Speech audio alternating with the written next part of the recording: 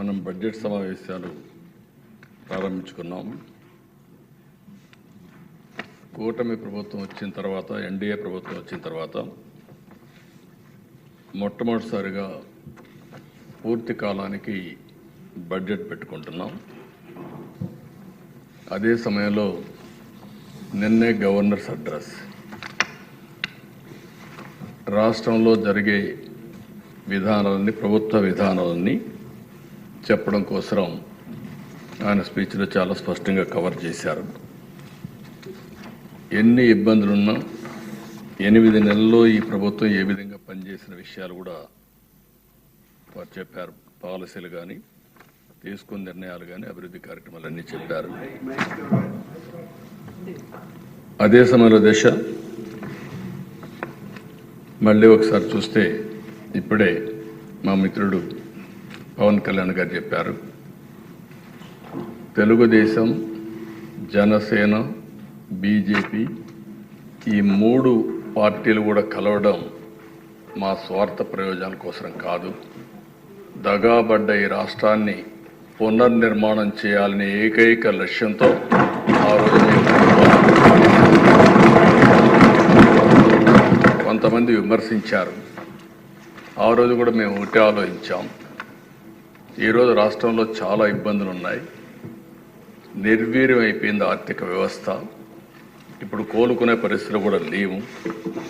అలాంటప్పుడు double engine సర్కారు ఉంటే తప్ప ఈ రాష్ట్రాన్ని పునర్నిర్మాణం చేయలేమని ఏకైక లక్ష్యంతో కలిశాం. ఆ రోజు ఈ రోజుటికి ఒకే మాట మీద ముందుకు పోతున్నాం. నేను మనస్ఫూర్తిగా పవన్ కళ్యాణ్ గారిని ఈ సభ ద్వారా మరొకసారి అభినందిస్తున్నాను, ధన్యవాదాలు తెలియజేస్తున్నాను. ఇంకొక పక్కన దిశ, ఈరోజు మీరు చూస్తే ప్రజల్లో యాస్పిరేషన్స్ ఉన్నాయి.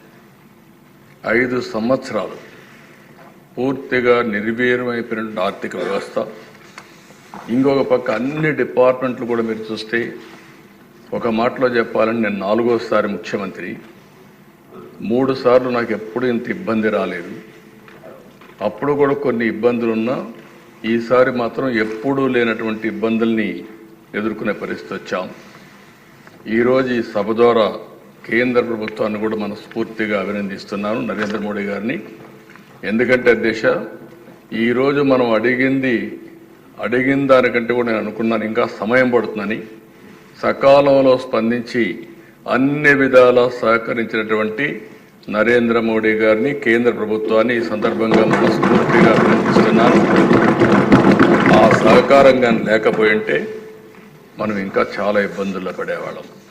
ఆ విషయాలు కూడా మనం మాట్లాడుకుంటాం. అధ్యక్ష, ఏదైతే వెంటిలేటర్ పై నుండి రాష్ట్ర ఆర్థిక పరిస్థితి కానీ, రాష్ట్రాన్ని కానీ కేంద్ర ప్రభుత్వ సహాయంతో ఇప్పుడిప్పుడే బయట వచ్చే పరిస్థితికి వచ్చాం.